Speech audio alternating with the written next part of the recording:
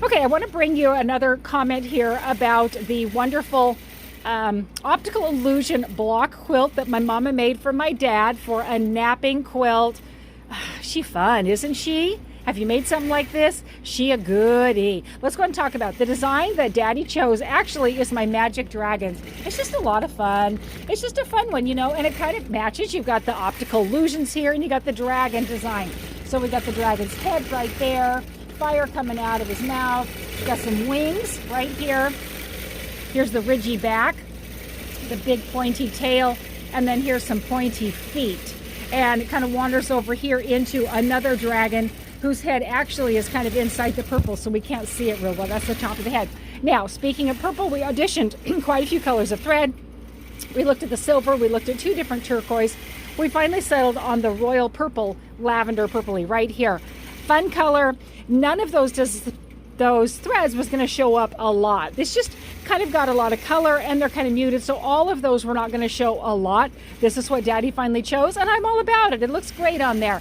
It looks so fun. You have to look a little bit to find the dragon, but once you know the dragons are there, then it's a fun option to be able to use. So I do have many designs to be able to choose from. You may want to choose the dragon yourself because the dragon was directional.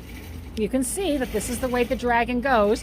And to me, it felt like the quilt should run vertical. Seems to me like most people are going to want a vertical quilt going this direction.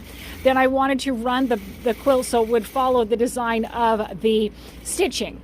Now, because of that, when I laid the backing onto the quilt and I went ahead and put it the way I would want it to, which means it went longer this direction and the selvage was at the top, it wasn't long enough to accommodate the entire quilt. If you can remember, what I'm saying by this is this was actually turned, the back was turned the other direction. The length of the quilt didn't fit on this width of the backing. So I literally had to take the complete backing off, turn it the other way. That caused a couple of issues. One of the issues is there's actually a seam right here. So now I'm running that seam vertical and I'm having to watch it the whole way, but Mama did a great job with her tension. She pressed the seam open as well. It also meant that the selvage is now over here, and the selvage is a totally different weave and much tighter.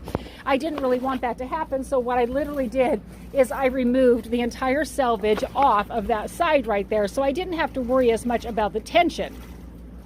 I would like to have had the selvage at the top, but because of the factor of the design of the quilt stitching, this is the decision that I made. So I want to let you know, yes, there's reasons I would run the backing vertical, and two, I'm very careful about my stitching and watching what the design is, what your quilt is, what your quilt back is.